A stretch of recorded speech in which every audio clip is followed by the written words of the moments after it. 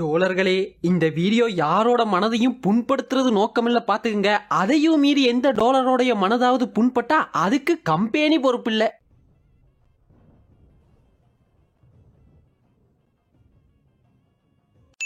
தாதா Saheb Phalke award 2024 உடைய best director Animal படத்துக்காக சந்தீப் ரெட்டி வாங்காவுக்கு and best supporting actor Anil Kapoor இதே அனிமலுக்காக. இது மட்டும் இல்லைங்க, பிலிம்பேர் அவார்டுடைய 2024ல கிட்டத்தட்ட 19 அவார்டுக்கு நாமினேட் செய்யப்பட்டு 5 அவார்ட் வின் பண்றாங்க. இவங்க கூட நாமினேட் செய்யப்பட்ட படம் 12th ஃபெயில். மிச்ச அவார்ட்ஸ் எல்லாம் ஆப்வியஸ்லி அந்த படத்துக்கு தான் கிடைச்சது. இதுல இந்த தாதா சாஹேப் பால்கே அவார்ட் எக்ஸாக்ட்லி அந்த அவார்ட் கிடையாது, அதே நேம்ல கொடுக்கப்படுற இன்னொரு அவார்ட் அப்படின்ற கான்ட்ரோவர்ஷியல் டாபிக் எல்லாம் இருந்தாலுமே கூட நம்ம சேனல்ல அனிமல் படத்தோட ரோஸ்ட் போட்ட போல இருந்தே நிறைய பேர் இன்ஸ்டாகிராம்லயும் சரி கமெண்ட்ஸ்லயுமே சரி ப்ரோ இத பத்தி பேசுங்க அப்படின்னு கேட்டுட்டே இருந்தீங்க. நானும் கொஞ்சம் யோசிச்சேன், இத பத்தி பேசணுமா, கண்டிப்பா பேசியே தான் ஆகணுமா அப்படின்னு யோசிச்சேன். சரி பேசிடுவோம் அப்படின்னு தான் இந்த வீடியோ பண்ணிட்டேன். சும்மா சொல்லக்கூடாதுங்க, வெறும் நார்த் இந்தியால மட்டுமே இந்த படத்தை கொண்டாடினாங்க. நம்ம ஊர்ல எல்லாம் நிறைய நெகட்டிவ் ரிவ்யூஸ் தான் வந்துச்சு. அப்படி இருந்துமே கூட இத்தனை அவார்ட்ஸ் வாங்கினது மட்டுமே இல்லாம வெறும் 100 கோடியில எடுக்கப்பட்ட படம் 900 கோடி வசூல் பண்ணிருக்கு. இதுக்கெல்லாம் யாருங்க காரணம்? நீங்களா, இல்ல என்ன மாதிரியான மூவி ரிவ்யூஸ், கிரிட்டிக்ஸ், இல்ல ஆடியன்ஸ் உடைய டேஸ்ட் தான் மாறி போச்சா? அதத்தான் நாங்க இன்னைக்கு பார்க்க போறோம். சோ வணக்கம் டோலர்களே, why films like animal are celebrated அப்படின்றத தான் இந்த வீடியோல பார்க்க போறோம். அப்போ ஆரம்பிக்கலாங்களா?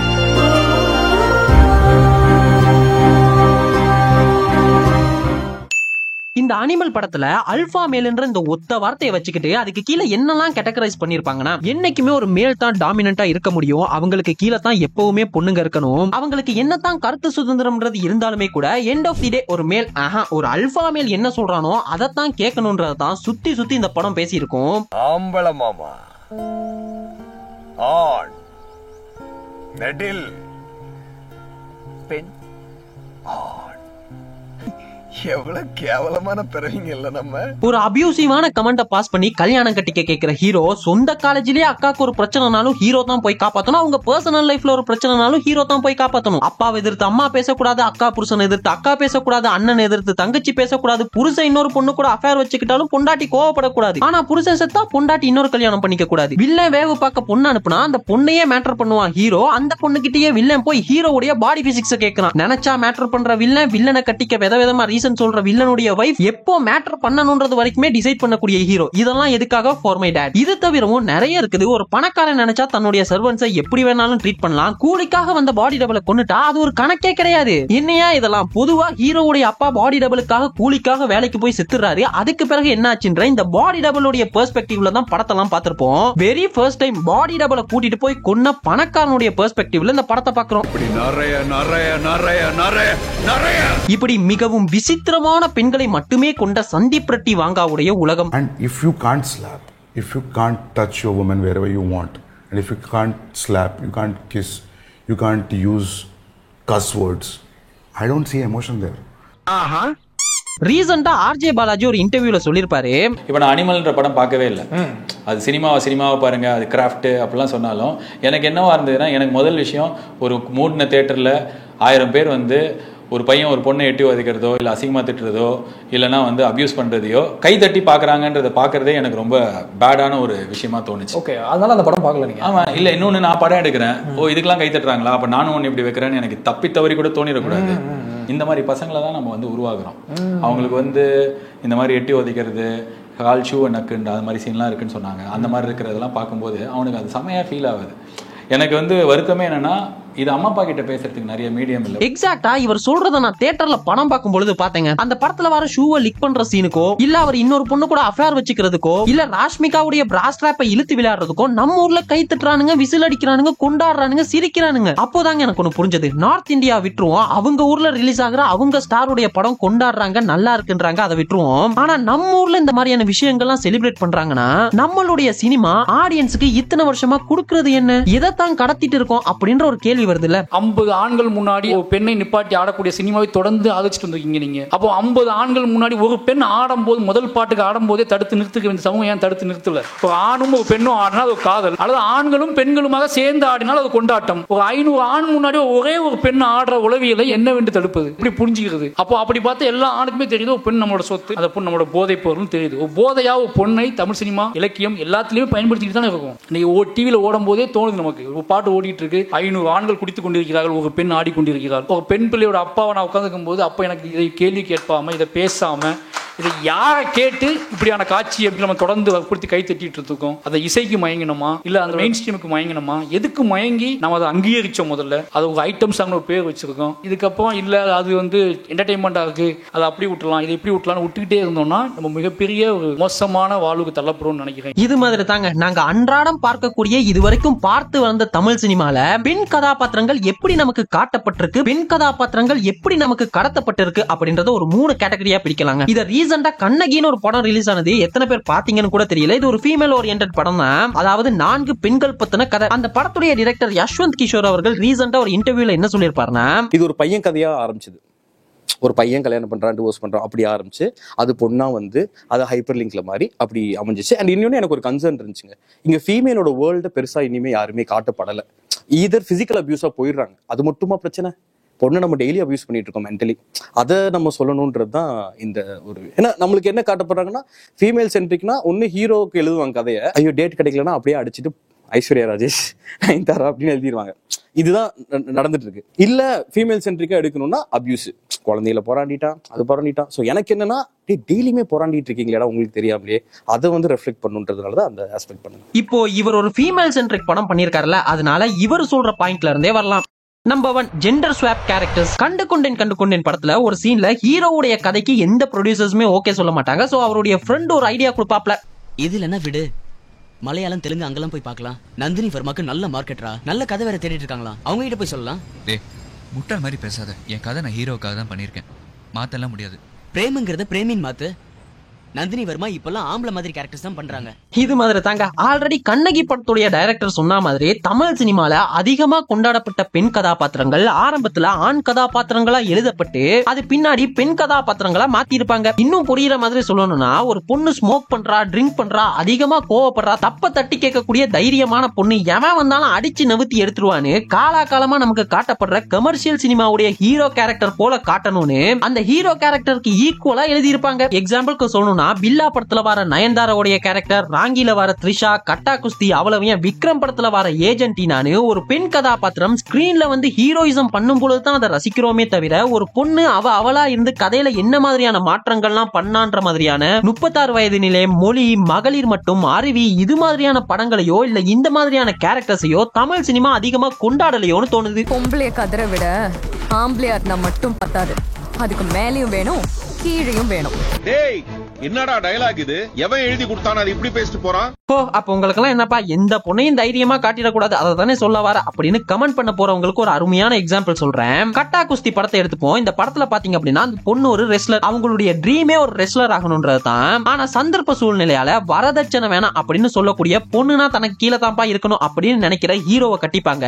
அதுக்கு பிறகு என்னாச்சு, இது மாதிரியான கதை தான். இப்போ இந்த கதை இருக்குதுல ரொம்ப பிரமாதமான கருத்தை தான் சொல்லுது. ஆனா அந்த படத்துடைய இன்டர்வல் போர்ஷன் ஒன்னு இருக்கும். இதுல ஹீரோவை கொள்ள வர வில்லனுங்களை ஹீரோயின் அடிச்சு துவச்சு அனுப்புவாங்க. இந்த சீன் பாத்தீங்கன்னா வழக்கமான கமர்ஷியல் சினிமாவுடைய இன்டர்வல் போர்ஷன் மாதிரி ஸ்லோ மோஷன் பிஜிஎம்னு பின்னி இருப்பாங்க. ஆக்சுவலி இந்த கதையிலேயே இந்த சீனுக்கு பின்னாடி தான் ஹீரோவுக்கு இந்த பொண்ணு ஒரு ரெஸ்லர் அப்படின்றதே தெரியும். அதுக்கு பிறகு அவங்க என்ன மாதிரியான பிரச்சனை எல்லாம் எதிர்கொள்றாங்க, எப்படி அவங்க ட்ரீமை அச்சீவ் பண்ணாங்க, இது மாதிரியான கதை தான் இது. இப்போ இது மாதிரியான மாசான சீன்களால ஒரு விமன் கேரக்டர் ஆணாதிக்கம் கொண்ட சமூகத்தில இருந்து தன்னுடைய ட்ரீம்ஸ் அச்சீவ் பண்ணணும்னா, இது போல சண்டை அடிதடின்னு சுருக்கமா சொல்லணும்னா ஒரு அல்பா ஃபீமேலா இருந்தா மட்டும்தான் முடியும்ன்ற கருத்தை தான் இந்த படம் கடத்துதோ அப்படின்ற ஒரு டவுட் வருது இல்ல. இப்போ கிட்டத்தட்ட இதே கதையில இதே டெம்ப்ளேட்ல எடுக்கப்பட்ட ஒரு மலையாள படம் தான் ஜெய ஜெய ஜெய ஹே. இந்த படம் பார்த்தவங்களுக்கு புரிஞ்சிருக்கும் கட் குஸ்தி என்ன சொல்ல வருது, இந்த ஜெய ஜெய ஜெய ஹே என்ன சொல்ல வருதுன்னு. சிம்பிளா சொல்லணும்னா, ஒரு படத்துல இருக்கக்கூடிய விமன் கேரக்டர்ஸ் உடைய கேரக்டரிஸ்டிக்ஸ் இருக்குதுல, அதாவது பண்புகள் எதுவுமே மாத்தாம ஜஸ்ட் அதை ஒரு மேல் கேரக்டரா ஸ்வாப் பண்ண முடிஞ்சதுன்னா அது ப்ரோக்ரசிவ் கிடையாது. இப்போ இந்த ஏஜென்டினா கேரக்டருக்கு பதிலா அந்த வீட்ல ஒரு வேலைக்காரன் தான் இருக்கான், அவன் ஆரம்பத்துல இருந்தே அப்பாவியான வேலைக்காரன் அப்படின்ற மாதிரி காட்டிட்டு செகண்ட் ஹாஃப்ல ஹீரோயிசம் பண்றான், அவனும் ஒரு ஏஜென்ட் அப்படின்னு காட்டியிருந்தா அந்த சீன்ல அதே ஹைட்டா இருந்திருக்கும், எதுவுமே மாறி இருக்காது. சோ புரிஞ்சிருக்கும்னு நினைக்கிறேன். நம்பர் 2, செக்ஷுவல் அபியூஸ் ஒரு மானம் தான் முக்கியம். தமிழ் சினிமால பெண்களுக்கு நடக்கக்கூடிய பிரச்சனைகள் சார்ந்து அதிகமா பேசப்படுற டாபிக் என்னன்னா செக்ஷுவல் அபியூஸ். அது மட்டுமா பிரச்சனை? பொண்ணை நம்ம டெய்லி அபியூஸ் பண்ணிட்டு இருக்கோம் மென்டலி. இதை தாண்டி பெண்கள் சார்ந்த பிரச்சனைகள் பேசினாங்க அப்படின்னா அது மானந்தாப்பா முக்கியம், பொண்ணு நம்ம சொத்துப்பா அப்படின்னு பகாசுரன், தேவராட்டம்னு முத்தையாவும் மோகன்ஜியும் கிளம்பின படங்கள் தான் அதிகமா இருக்கும். இதை தாண்டி தமிழ் சினிமால பேசின படங்கள் அப்படின்னா மிக குறைவான படங்கள் தான் இருக்கும். விரல் விட்டே நீரலாம். சரி, இப்ப இந்த செக்ஷுவல் அபியூஸை பத்தி பேசவே கூடாதா அப்படின்னா கண்டிப்பா பேசணுங்க. போன வாரம் ஜார்க்கண்ட், இந்த வாரம் பாண்டிச்சேரினா இன்னுமே பேசப்படணும். பட் இங்க பிரச்சனையே என்னன்னா, நம்ம கண்ணகி படத்தோட டைரக்டர் சொன்ன மாதிரி ஃபீமேல் சென்ட்ரிக் மூவி பண்றேன் அப்படின்னு யாராவது கிளம்பினாலே ஒரு செக்ஷுவல் அபியூஸ்க்கு உள்ளான பொண்ணு அதுல இருந்து எப்படி மீண்டு வரா, இல்ல அவங்க எல்லாம் எப்படி பழி வாங்கினா, இல்ல இந்த செக்ஷுவல் அபியூஸ் ஆன பொண்ணுக்கு ஹீரோ எப்படி நியாயம் வாங்கி தந்தாரு, இது மாதிரியான கண்டென்ட்லயே அதிகமான படங்கள் வர ஆரம்பிச்சிட்டதால இது ஒரு சேச்சுரேட்டடான கண்டென்ட்டா மாறுது. ஃபீமேல் சென்ட்ரிக் மூவிஸ்ல இது தவிர்த்து பேசப்படாத கண்டென்ட் வேற இல்லையா அப்படின்ற ஒரு கேள்வியும் வருது. அதுவும் அபியூஸ்ன்றத வலிகள் மூலமா ஆடியன்ஸுக்கு கன்வே பண்ணாம அதை டீடைலா விஷுவலைஸ் பண்றோம்னு விஷுவலி ஒரு பொண்ணை அபியூஸ் பண்ற விதத்தை படங்கள்ல குளோரிஃபை பண்ணி காட்டுறது மக்களை ஈஸியா படத்தோட ரிலேட் பண்ண வைக்கிறதுக்கும், ஐயோ அந்த பொண்ணுக்கு இப்படி ஆயிருச்சு அப்படின்னு பரிதாபத்தை தேடிக்கிற மாதிரி தான் இருக்குது. பட் அந்த கேரக்டர்ஸ் உடைய மோட்டிவ் அது கிடையாதுல்ல. ப்ரோ இன்னும் புரியல, கொஞ்சம் புரியுற மாதிரி சொல்ல அப்படின்னா ரீசெண்டா மலையாளத்துல ரிலீஸ் ஆன காதல் தி கோர் படத்தை எடுத்துப்போம். அதுல பாத்தீங்க அப்படின்னா நம்ம மம்முட்டி சார் ஒரு கேயா நடிச்சிருப்பாப்ல. ஆனா அந்த மொத்த படத்துலயும் பாத்தீங்கன்னா அவர் கேன்னு சொல்றதுக்காக அவருடைய கே பார்ட்னரும் அவரும் சேர்ந்திருக்க மாதிரியோ இல்ல அதை இன்னுமே குளோரிஃபை பண்ணி காட்டணும் அப்படின்னு மம்முட்டி சார் அவருடைய கே பார்ட்னரோட பிசிக்கலாவோ இல்ல வார்த்தைகள் மூலமாவோ கதைச்சிக்கிற மாதிரி ஒரு சீனுமே இருந்திருக்காது. ஆனா படம் பார்க்கும் பொழுது மம்முட்டி சாருடைய வலி என்ன, அவருடைய மனநிலை என்ன அப்படின்றது ஆடியன்ஸ் ஆன நமக்கு நல்லாவே ஃபீல் பண்ண முடியும். அதாவது என்னன்னா, லிஃப்ட்ன்ற படத்துல எப்படி பேய காட்டாமலே நமக்கு பயத்தை கொடுத்தாங்களோ அது போல தாங்க செக்ஷுவல் அபியூஸ் பேசுறோம்னு அதை விஷுவலி டீடைல் பண்ணி காட்டி இப்படியெல்லாம் நடந்துச்சுப்பா அப்படின்னு குளோரிஃபை பண்ணணும்ன்றது அவசியம் கிடையாது. அந்த வலிகளை கடத்தினாலே போதுமானது. நம்பர் 3, ஹீரோ ஆஸ் அ காப்பான். தமிழ் சினிமால பாகவதர் காலத்துல இருந்து இன்னைக்கு வரைக்குமே காட்டப்படுற ஒரே ஸ்டீரியோ டைப் என்னன்னா, ஹீரோயினுக்கு ஒண்ணுனா காப்பாத்துறதுக்கு ஹீரோ வரணும். இன்னைக்குமே கிளைமேக்ஸ்ல ஹீரோயினை கடத்தி வச்சுட்டு ஹீரோ வந்து காப்பாத்துற கிளைமேக்ஸ் தான் எல்லாருமே பார்த்துட்டு வரோம். இன்னைக்கு வரக்கூடிய கண்டென்ட் பேஸ்ட் மூவிலையுமே கூட இந்த ஸ்டீரியோ டைப் காட்டப்படாமல் காட்டப்படுது, நமக்குள்ள திணிக்கப்படாமல் திணிக்கப்படுது. இதுக்கு ஒரு கிரேட் எக்ஸாம்பிள் சொல்லணும்னா பிரபு சாலமனுடைய டைரக்ஷன்ல ரிலீஸ் ஆன செம்பி படத்தை எடுத்துக்கலாம். இந்த படத்துல சில்ட்ரன்ஸுக்கு எதிரான செக்ஷுவல் அபியூஸ் போக்சோ ஆக்ட பத்தி பேசியிருப்பாங்க. கண்டிப்பா பேசப்பட வேண்டிய ஒரு டாபிக் தான். பட் இங்க பிரச்சனையே என்னன்னா, அந்த படத்துல தன்னோட பாட்டி கூட வளர்ந்துட்டு வர ஒரு 10 வயசு பொண்ணை ரேப் பண்ணிடுவாங்க. சோ அதுக்கான நியாயத்தை எப்படி வாங்குறாங்கன்றது தான் கதை. இந்த படத்துல அஸ்வின் நடிச்சிருப்பாப்ல. அவர் தான் அவங்களுக்கு எல்லாம் ஹெல்ப் பண்ணி நியாயம் வாங்கி கொடுக்கிற மாதிரி காட்டியிருப்பாங்க. ஆனா அந்த அஸ்வினுடைய கேரக்டர் எப்படி எழுதப்பட்டிருக்கும்னா ஒரு கடவுள்ன்ற மாதிரி, லைக் கிளைமேக்ஸ்ல அவங்களுக்கு எல்லாம் நியாயம் வாங்கி கொடுத்துட்டு அவர் அப்படியே மறைஞ்சு போற மாதிரி இருக்கும் கிளைமேக்ஸ். அதாவது பாதிக்கப்பட்ட பெண் கதாபாத்திரத்தை காப்பாத்த வர கடவுள் ஹீரோ, காப்பாத்த வரவர் கடவுளாவே இருந்தாலும் அவர் ஹீரோவா தான் இருக்க முடியும். அப்பதான் ஆடியன்ஸ் ரசிக்கிறாங்க. அதே மாதிரி அந்த பொண்ணுக்கு நடந்த அநியாயத்துக்கு தீர்ப்பு சொல்வார்ல ஒரு ஜட்ஜ், அவருமே ஒரு மேல் கேரக்டரா தான் காட்டியிருப்பாங்க. சோ ஆடியன்ஸ் உடைய சப்கான்ஷியஸ் மைண்ட் எப்படி ஒர்க் ஆகும்னா, ஒரு பொண்ணுக்கு பிரச்சனைனா அவங்களை காப்பாத்த எந்த ரூபத்திலேயாவது ஹீரோ தான் வரணும்ன்றது தான் ரெஜிஸ்டர் ஆகும். பட் இந்த கிளைமேக்ஸை எப்படி முடிச்சிருக்கலாம், அந்த பொண்ணை காப்பாத்த கடவுளே வந்தாலும் கடைசியில தீர்ப்பு சொல்றது ஒரு விமன் கேரக்டர் அப்படின்ற மாதிரி எழுதி இருந்தா இன்னுமே நல்லா இருந்திருக்கும். இது என்னோட ஒப்பீனியன் தாப்பா. கடவுளே வந்தாலும் முடிவு நாங்க தான் எடுப்போம்ன்றது. ஆக்சுவலி விமன் கேரக்டர்ஸை காப்பாத்துறதுக்கு ஹீரோலாம் வரணும்ன்றது அவசியம் கிடையாதுப்பா. அவங்கள காப்பாத்திக்க அவங்களுக்கே தெரியும். சோ இந்த 3 கேட்டகரியில தான் விமன் கேரக்டர்ஸ் நமக்கு தமிழ் படங்கள்ல காட்டப்பட்டுட்டு வரதால ஹீரோயினுக்கு ஒண்ணுனா ஹீரோ தாம்பா வரணும் அப்படின்ற தாட்ஸ் ஆடியன்ஸ் மத்தியில பதியுது.